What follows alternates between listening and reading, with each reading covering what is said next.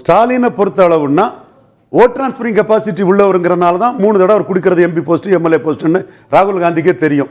எவ்வளவு பிரச்சனைகள் வந்து விஜய் காங்கிரஸ் கூட்டணின்னு அவர் கிளியர் கட்டா மோடி ஒரு அறிக்கை விடவும் ராகுல் ஸ்டாலின் சரண்டர் அளவாகி இன்னைக்கு அதை நோக்கி எல்லாம் போகுதுன்னா ஒரு ப்ரூவ்டு லீடர் நமக்கு 39 எம்பியும் ஜெயித்து கொடுத்திருக்கிறாரு, 38 ஜெயித்து கொடுத்தாருங்கிறதுல அந்த கேரண்டி இருக்குது ஸ்டாலின்ட்ட.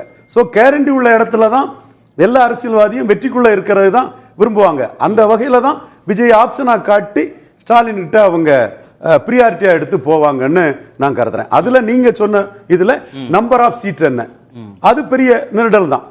ஸ்டாலின் நான் கொடுக்கறதெல்லாம் எங்க பிரச்சனை அது ஸ்டாலின் கிட்ட ஸ்டாலின் நான் கொடுக்கறதெல்லாம் எம்எல்ஏ போஸ்ட்னு சொல்லும்போது அங்க நம்பர் வந்து இவங்களுக்கு எதிர்பார்த்த அளவுக்கு கிடைக்காது.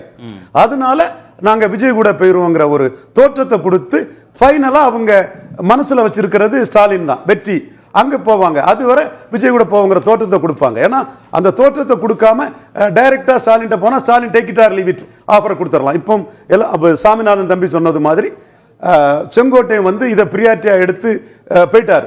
அவருக்கு வந்து தம்பி அக்னீஸ்வரன் சொன்ன மாதிரி எம்ஜிஆர் ஜெயலலிதா இந்த பேர்ல எடப்பாடியை வீக்கன் பண்ணணுங்கிற ஆசை அவருக்கு இருக்குது. அதனால அவர் அந்த நெகட்டிவ் பொலிட்டிக்ஸ் அந்த நெகட்டிவ் பொலிட்டிக்ஸ் அதுல அவர் போயிட்டார்.